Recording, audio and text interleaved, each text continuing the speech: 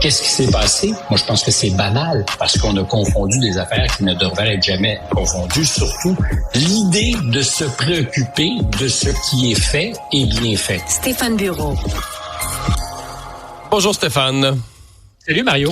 Les balanciers parfois vont et reviennent sans s'arrêter au milieu parce que il y a peut-être un an, là, dans plusieurs universités, on disait les pro-palestiniens ont pris le contrôle, menacent, les étudiants juifs ont peur d'aller à l'école. Là, le balancier sous Trump est revenu. Est-ce que les pro-palestiniens sont chassés, là?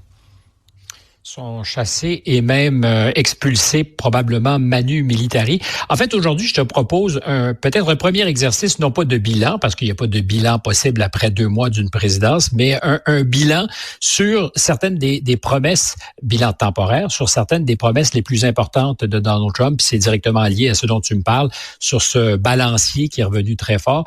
Principale promesse de Donald Trump pendant la campagne, il disait la liberté d'expression. Nous est chère, elle est importante, elle est au cœur des valeurs américaines et on va se battre pour. L'ordre et la loi, on verra que l'ordre, on est peut-être en train de l'obtenir aux yeux de certains, mais aux dépens de la loi, auquel cas, est-ce que c'était un choix, une réponse à choix multiples? Et sur les expulsions d'immigrants illégaux, qui sont sur le territoire américain. On parle de 10 à 20 millions de ces gens qui vivent illégalement, sans papier aux États-Unis, selon les statistiques. Je commence avec ce que tu disais. On découvre que plusieurs leaders ou personnes qui, aux États-Unis, ont eu un point de vue qui n'était pas nécessairement pro-israélien, donc pro-palestinien, ont été ou se sont retrouvés dans le collimateur des autorités américaines avec une explication donnée pour le premier de ces exemples, Monsieur Khalil, Mahmoud Khalil, qui a été arrêté, envoyé dans un centre de détention loin de chez lui. L'arrestation a eu lieu au New Jersey, envoyé en Louisiane. Ses avocats qui n'étaient pas capables de communiquer avec lui. Ce qu'on dit, c'est que il est trop ouvertement pro-Hamas. Ceci étant dit, il n'y a pas de démonstration de preuve qui est faite.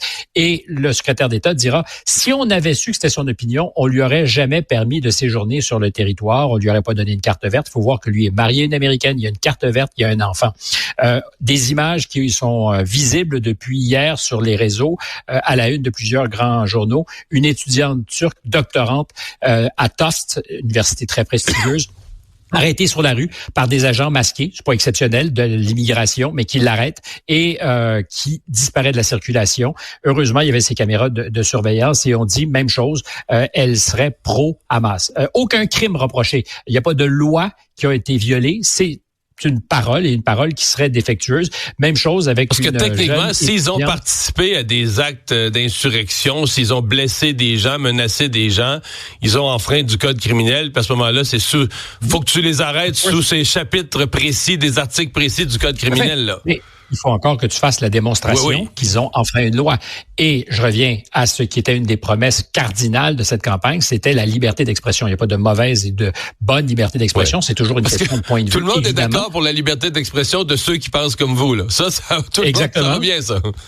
Et il y a plein de choses que j'entends qui me tordent les oreilles, mais c'est le principe, évidemment, de laisser à d'autres avoir des points de vue et les exprimer, y compris des bêtises, sans vouloir les faire taire. Et dans les 3 cas, le dernier exemple que j'allais te donner, une jeune étudiante d'origine coréenne qui est aux États-Unis légalement depuis l'âge de 7 ans et qui, elle aussi, poursuit le gouvernement parce qu'on l'a arrêté, on menace de l'expulser, dit sur la base de quoi? De quel crime? Qu'est-ce que j'ai fait d'illégal? Sinon, peut-être d'avoir une opinion qui est pas celle qu'en ce moment, on recommande à la Maison-Blanche, qui très clairement est plus proche d'une vision israélienne des choses au Proche-Orient qu'ils ne le sont d'une vision palestinienne. C'est correct, mais à partir du moment où tu dis que la liberté d'expression est le creuset dans lequel tout passe, là, il y a comme un petit problème et le bas blesse. Et puisqu'on parle d'expulsion, ça me mène à la suite des promesses, l'ordre et la loi. Et est-ce que l'ordre se fait aux dépens de la loi? On l'a vu depuis une semaine, sinon même 10 jours, bras de fer entre un juge particulièrement et l'administration sur l'expulsion manu militari de ce qu'on présume être des membres d'un gang, Tren d'Aragua, vénézuélien. Alors évidemment, aucun souci à ce qu'on expulse des criminels patentés. Et il y en a des gangs qui se sont installés aux États-Unis, mais aux dépens de la loi. Aucun processus respecté. L'habeas corpus, s'il y a quelque chose qui, moi, me fait par moment dire c'est pas si bête que les Anglais soient passés par le Canada, c'est l'intégration du de l'habeas corpus, du concept d'habeas corpus dans notre droit. Cette idée que on peut pas t'enfermer sans te dire pourquoi tu l'es. Quel est le crime? Qu'est-ce que tu as fait qui est pas correct? Dans ce cas-ci, il y a un juge qui dit vous êtes en train d'expulser des Vénézuéliens vers un pays qui n'est pas le leur, parce que c'est au Salvador qu'ils vont. Ils vont au Club Fed, qui n'est pas le Club Med, c'est-à-dire cette énorme prison, parce qu'il y en a plusieurs, mais une en particulier où on retrouve à peu près 40 000 individus. Et il y a de fortes chances qu'une fois que la porte se barre derrière toi, tu disparaisses de la circulation, mais forever. Les États-Unis se sont entendus avec M. Bukele, qui est l'homme fort, qui lui aussi a fait le pari de l'ordre, peut-être aux dépens de la loi. Et il faut voir de où il partait. Puis il y a probablement des Salvadoriens nombreux qui disent « Je suis capable maintenant de sortir le soir sans me sentir menacé. » Mais c'est sur la distance, quel prix es-tu prêt à payer pour nier ce que sont les fondamentaux de la loi? Et aux États-Unis, on n'est pas dans une situation salvadorienne. Et là, tu as des gens, c'est une question de principe, qui, dans le lot, ont peut-être été expulsés du pays alors qu'ils ne sont pas des criminels. Il y a peut-être confusion, mais à aucun moment, ils n'ont pu voir un juge, être entendus, faire valoir leur point de vue. C'est le triangle des Bermudes. Tu disparais et on n'a aucune idée de ce qui se passe derrière. Je vais être plate, mais ça fait Russie un petit peu, ou Chine? Ça fait totalitarisme, effectivement. Alors, des gens qui disparaissent, plus de son, plus de lumière, à un moment donné.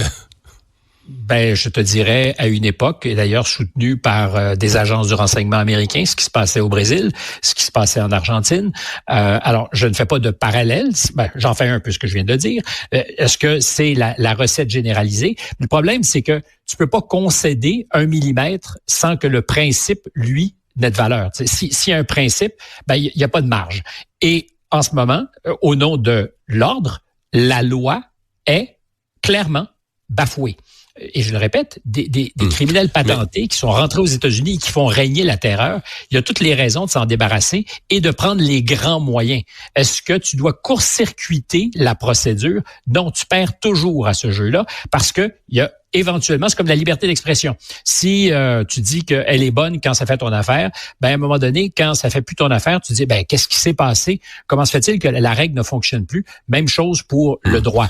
Si tu es prêt à faire ces compromis, si tu te retrouves dans le camp de l'adversaire un jour, on dira peut-être, sais-tu, le principe, il est plus valable, puis on peut t'expulser sans même te poser de questions. Est-ce que j'entends dans ton propos que, parce que on finit par parler d'expulsion, qu'on fait des expulsions douteuses et spectaculaires, mais je me souviens au lendemain de l'élection, puis je faisais rire un peu le monde avec ça, parce que je fais des maths avec tout, là, je fais des calculs tout le temps, mais j'avais pris le nombre, le 10 à 20 millions, puis je l'avais ramené par année, par semaine. 4? Par semaine, par jour. Parce que, tu sais, pour arriver, mettons, à 10-12 millions, mettons, le bas de la fourchette, pour arriver à 10-12 millions, faut pas que tu niaises, il me semble que c'était au-dessus de 10 000 par jour. Tous les jours, là, mettons, le premier jour de son mandat. Et là, on n'est pas là du tout. Là. On n'est pas proche de faire en nombre le nombre d'expulsions qu'il faudrait pour arriver au compte, là. Deux choses. D'abord, il y a un élément dont les critiques de Trump ne parleront jamais quand on parle de ces expulsions, mais t'as pas tort, on va être loin du compte. Le premier mois comptabilisé des expulsions sous M. Trump, c'est une source Reuters qui nous le donne, 37 660, alors que la moyenne sous Biden, c'était au-dessus de 50 000. Donc, si tu prends 37 000, tu multiplies par 12, t'es à un peu plus de 400 000. Multiplié par 4, t'es à 1,6 million, t'es loin du 10, là. T'es loin du 10 millions. Et c'est peut-être aussi pour ça que ces arrestations de criminels spectaculaires où on dit on est prêt à tout, on prend les grands moyens qui retiennent l'attention, mais ça devient une espèce de contre-feu qui fait qu'on parle pas du nombre total. Et peut-être que c'est juste pas réaliste parce qu'une partie, ça a été aussi souvent dit, c'est banal de le répéter, une partie importante de ces illégaux, de ces sans-papiers font aussi fonctionner l'économie américaine. Ouais, donc, font du travail essentiel, puis du travail dur, physique, pas le fun, que ça fait pas la file des gens du pays pour le faire. Là. On se le cachera pas. En agriculture, en construction, dans les restaurants. Donc, c'est t'as oublié le plus important. T'as oublié le plus important pour M. Trump? L'entretien des terrains de golf? L'entretien des terrains de golf aussi. Mais c'est probablement parce que j'ai un sens de l'humour déficient, mais quand je parle de ces choses-là, j'essaie de jamais être trop ironique parce que t'es toujours sur la clôture des sensibilités de tous. Et je reviens à ce que je te disais, Si ça marche pas, il y a peut-être une raison, par contre, c'est que la frontière américaine, il y a une chose qu'il a réussi à faire, il l'a scellé. C'était au nombre ça de ses rentre promesses. plus, là. Ça, c'est vrai. Hein. Ça ne rentre plus, ce qui fait qu'évidemment, la capacité d'expulser, parce qu'il y a aussi des gens qui sont expulsés presque immédiatement, elle n'existe plus. On est, je pense que c'était dans le mois de février, je pense pas, je suis certain, février 2024, donc 11 mois avant que ne parte M. Biden, 141 000 arrestations pour un mois. De l'autre côté, du côté américain, de la frontière, d'illégaux arrêtés, 141 000. Et le mois de février de M. Trump, on est sous la barre des 10 000. C'est donc dire qu'il y a un changement majeur. C'est 8 300, le chiffre précis. Il l'a scellé, sa frontière. Donc, ça a marché. Mais sur les expulsions massives, c'est une de ses promesses. Et c'est là, je répète, que je crois qu'il s'agite beaucoup, quitte à violer la loi, parce que c'est, et ça sera, irréaliste, probablement jamais réalisé. Et il est dans les scores très loin de Clinton, qui en 8 ans a expulsé, je pense, 12 millions d'individus. Bush fils, 10 millions. Donc, cette idée qu'il va pouvoir faire le grand ménage, c'est peut-être le mot qu'il ne faut pas employer, mais que lui a déjà employé, ça n'arrivera pas. Alors, je reviens, bilan des courses, après 2 mois. Sur la question de la liberté d'expression, je dirais que c'est un C-. Sur la question de l'ordre et de la loi, peut-être l'ordre, on verra. Puis je pense que l'idée d'appliquer avec plus de virulence les lois, faire en sorte qu'on tolère pas et qu'on le dise très, très bien. Mais si tu violes la loi dans le pacte, tu viens de manquer le coche. Et puis sur les expulsions, c'est peut-être le fait de ce que la frontière est maintenant mieux scellée. Il n'y arrivera pas. Je vois très mal qu'il puisse augmenter la cadence. Il était à 37 000 au mois de février. Est-ce qu'il va passer à 100 000? J'en doute. Ouais, mais c'est la règle de la politique. Si en nombre, tu ne feras pas le nombre d'expulsions voulues, ben fais-en des plus spectaculaires pour que le public ait l'impression, qu'on en parle beaucoup, ça fait beaucoup de bruit, puis le public a l'impression qu'il se fait quelque chose. Stéphane, bonne fin de semaine.